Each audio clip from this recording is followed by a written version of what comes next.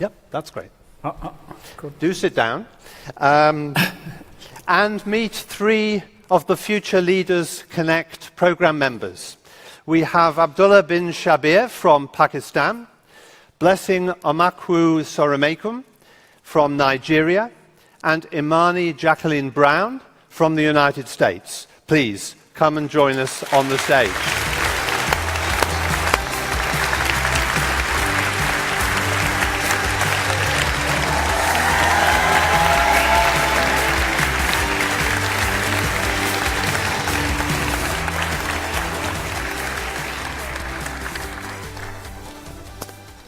Welcome. Well, we have a very broad topic to discuss: building peace and bridging fault lines. We're here on the eve of United Nations Day, and just across the road in Westminster Central Hall, we have the place where the first ever meeting of the United Nations General Assembly happened. So we live in a world where multilateral cooperation is crucial, but is threatened by nationalism. And the fault lines or deep divisions, whether those are based on ideology or religion or race or otherwise, they seem to be deepening in many societies, whether those are democracies or not. And so we do see divisions within and between countries, with some populist leaders turning their backs on the international community as well. So, how do we build peace when these challenging threats seem to be growing? I'm going to ask each of our panel members to make brief opening remarks and then have one or two questions to follow up on those with them. Lakhdar, let me invite you to start.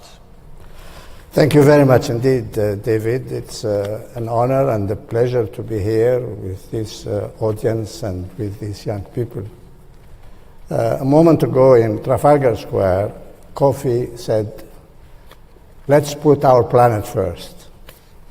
It's a tiny little planet. It belongs to all of us, and it is in trouble now.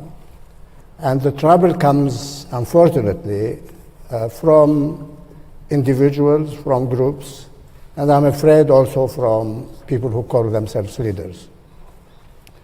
Kofi again said that it is not up to the governments alone.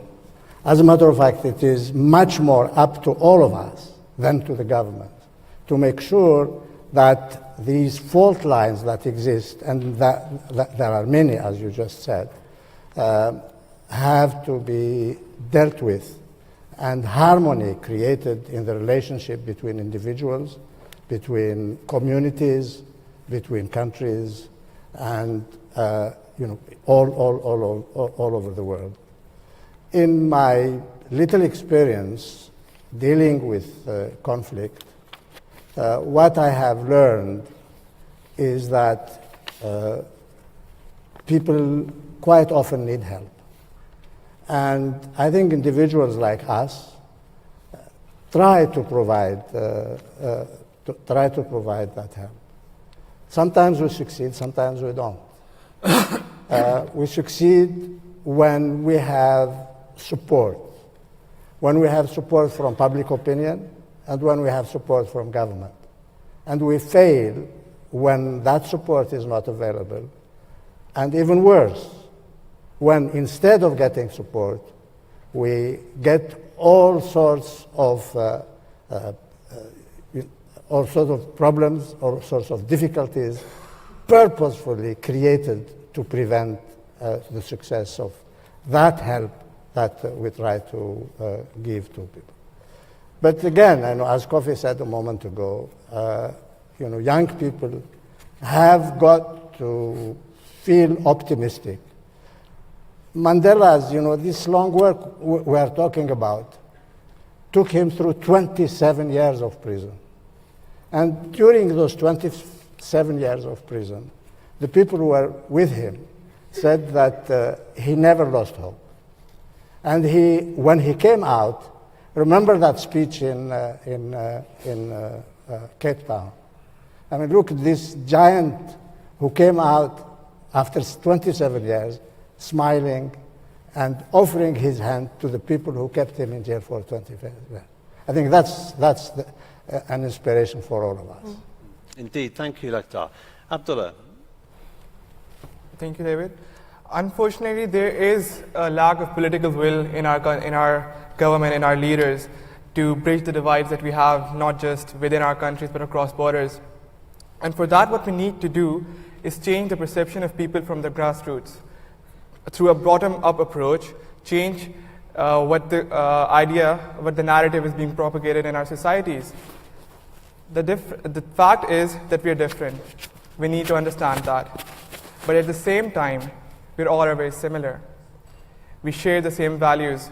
We have the same aspirations. We want to see peace and harmony.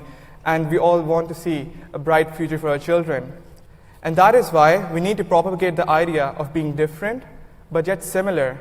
And how we can do that is bringing people from different communities together, from across the borders together, reaching out to them and giving them a voice so that they can share their ideas, share their stories, share their concerns.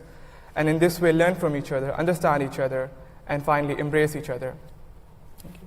Thank you. And Blessing, let's hear initially from you too. I represent Nigeria, and in Nigeria we have a lot of fault lines, a lot of division. We have ideological division, as is known. Boko Haram has created one of the largest humanitarian crises in Nigeria. We have division on the lines of ethnicity and tribe. We have division along the lines of economic class. I mean, we have over 19 million youth who are unemployed or underemployed. But what I've kind of gained from this program and interacting with my peers is that when you have conversation, you begin to bridge that gap. In my group, there are 6 of us, and we're from different parts of Nigeria. We have people who are Yoruba, who are Igbo, who are Hausa, and we've sat down and we've had honest conversations that we don't usually have in Nigeria. And I believe that if we start to have those kind of conversations on an individual level, on platforms like this, collectively, nationally, in our churches, in our mosques, I think we are somewhere close to peace. But until we begin to create that awareness and to have that education about our different histories, we cannot begin to expose. So silence, in a way, is a weapon that oppresses us. But when we have this conversation, we're closer to peace. Thank you. And you may remember in the video, we heard Mary Robinson, I think, saying about it starts with courageous conversations. Martti. Thank you, David. Building peace and bridging fault lines has been at the heart of my life's work as diplomat and mediator. For the United Nations, with my own organization, Crisis Management Initiative, which I founded in 2000, and of course as a member of the Elders. I believe that every conflict can be resolved, but only if there is a sufficient political will and determination from all parties to work for peace. Dialogue is a crucial part of endeavor, and meaningful dialogue means listening to all voices across the generations and paying close attention to women, minority groups and civilians as well as combatants. But building peace means thinking seriously about the type of society we want to live in when conflicts have been resolved. How can we define our political, economic and social relations in a way that sustains peace within and between nations? The very building we are gathering in tonight offers some important lessons. During the Second World War, British members of Parliament sat here after the House of Commons was damaged by German bombs. But the debates in Church House did not just focus on the war, as vital as that was. MPs also discussed their vision for post-war society, including the development of the welfare state, increased educational opportunities and publicly funded health service. This egalitarian impulse has a special place in my heart as someone from the Nordic region. This year my home country of Finland is celebrating 100 years of independence.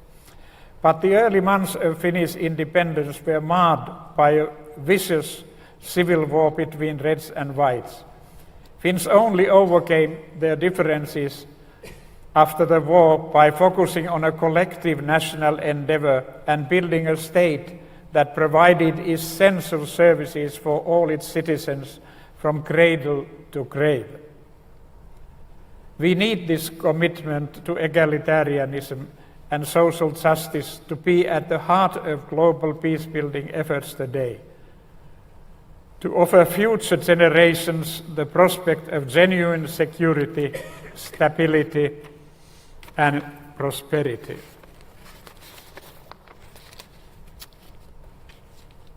Egalitarian policies, treatment of all citizens as equals, no matter from whom they have sided with during the war, provide the best guarantee for preventing return to conflict.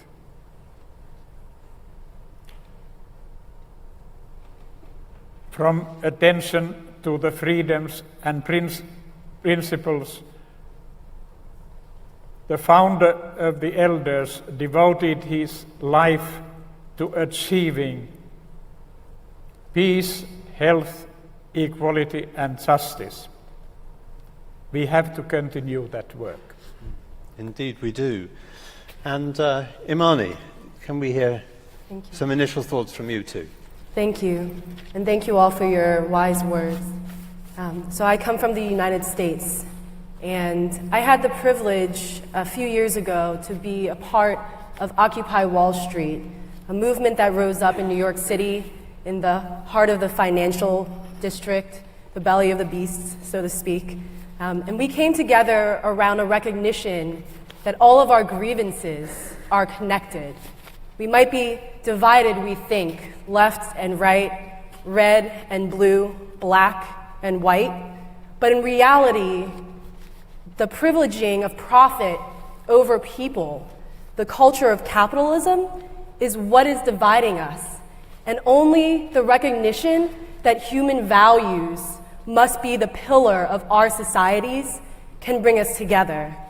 And so that experience has really inspired me and has propelled me forward through the years, because I saw there what it looks like when people come together in honesty, with the intent to build trust, to learn, to listen, and to experiment with building a new society that seeks to be founded on values that we all share.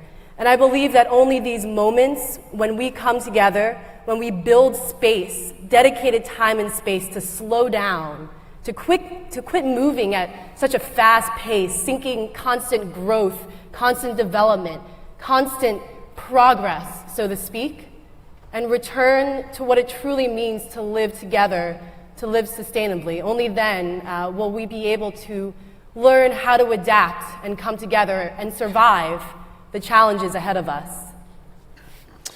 Thank you. Now, a number of you have talked about this need to bring people together and for us to find ways to create unity in the face of divisions caused by many things. But what can we unite people around? What are the roles of government, of citizens in achieving this? Now, we're up against the clock, but Lakhdar, let me ask you briefly to respond to that question of what can we unify people around? We've heard some suggestions already. It depends where you are. I think that in the countries I have been to,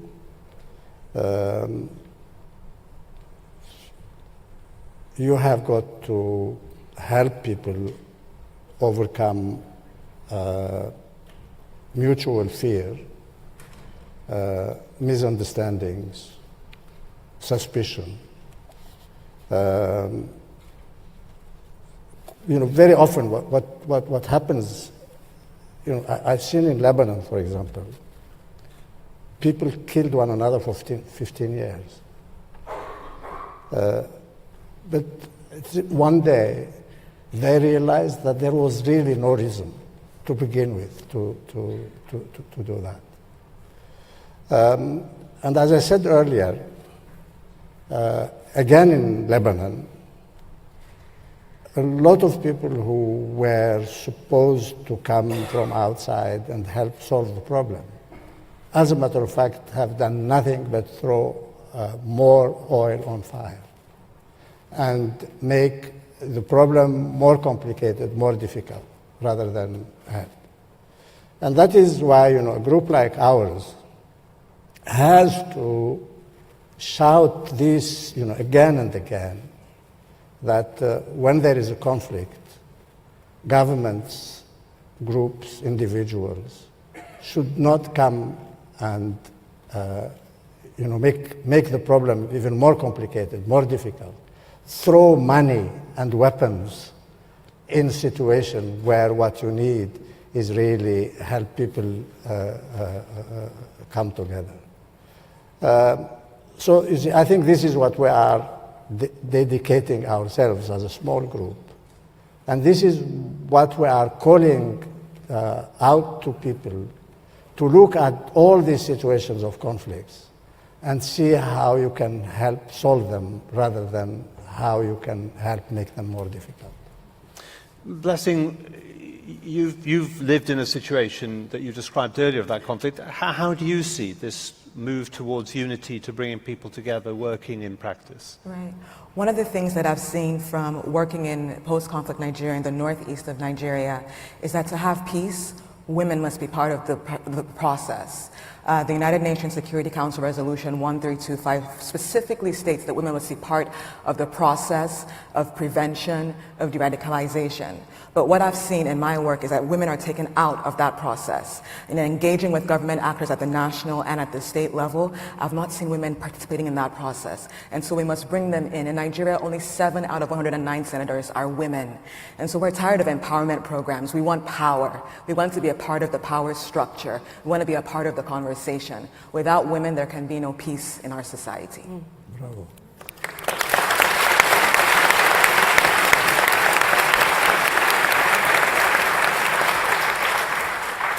And Abdullah, you live in a region where many suffer from the indignity of poverty and where many long-standing divisions exist. What do you see as needed to create the conditions for peace?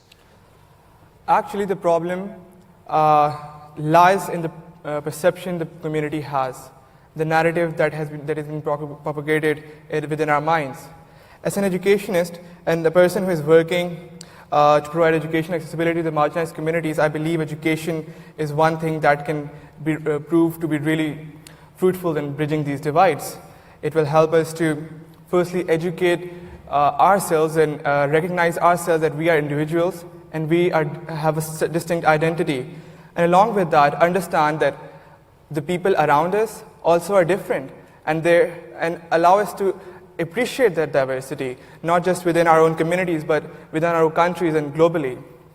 And it will help us to promote a culture where diversity is not only appreciated, but also celebrated. Mm-hmm. Thank you. Thank you. And Imani, you as an American and an artist, live in a country with relative freedom and much wealth, and yet we're seeing freedoms and peace threatened or eroded to some degree. What are some of the things that your generation are doing to tackle that and counteract it? Well, interestingly enough, I think that the wealth of our nation is one of the greatest barriers to peace. The wealth that we have was acquired through a legacy of colonialism, of slavery, of extraction of life and land and resources.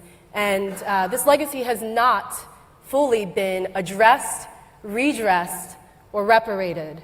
And I believe that in order to move forward, I believe that we need a new global economy that is not going to be built on the backs of the most vulnerable and the least privileged among us across the world, and also within marginalized communities within otherwise wealthy nations. And so I think that Occupy Wall Street is one great example of young people coming together and looking toward a future that is sustainable and equitable for all, and that starts to redefine what it is we stand on. And it is not and cannot continue to be a legacy of American exceptionalism and vacuum domicilum, which says that indigenous values and land have no worth and may be occupied. So I look forward to the opportunity that climate change provides us to actually reassess, rebuild, start anew, and start together. Great, thank you.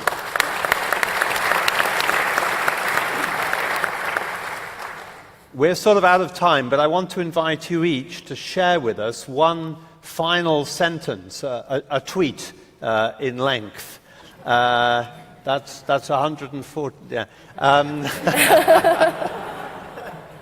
Though you'd be surprised which ones of them tweet and which ones don't, I think. So, in one sentence, what's a final thought that you'd like to leave with us? Maybe we'll just go down the line this way, Imani. Our future cities cannot be gentrified fortresses that protect the wealthiest from the rising up of seas and people. Wow. I don't tweet, so I'll speak only for 10 minutes. Me neither. I'll speak only for 10 minutes. That's about to tweet. Look, things are extremely difficult, but there is absolutely no reason to despair. And there is an opportunity for all of us, especially for the young, to make our planet a nicer place than it is now. Thank you. Well, the one thing I would say is that the power to solve all the challenges that we face today lies in us being together. So let's please be together. Sure. I would say to walk together, we must talk to each other. Peace requires conversation. Yes.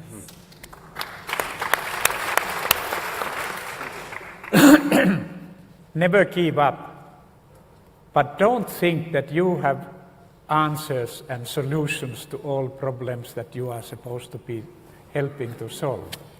Learn to find out colleagues and friends who have much more detailed information on those topics that needs to be handled. And that has been perhaps the most rewarding experience that I have had during my long career, and still. It's 2 tweets. Martti, thank you very much indeed.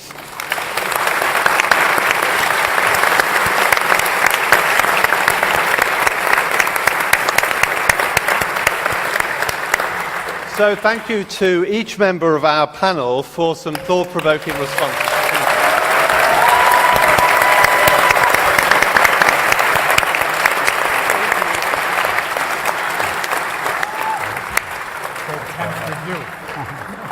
About this way. Well, I'd now like to welcome Anthony Anaxagorou to the stage to share a spoken word performance with us. Anthony is a British-born Cypriot.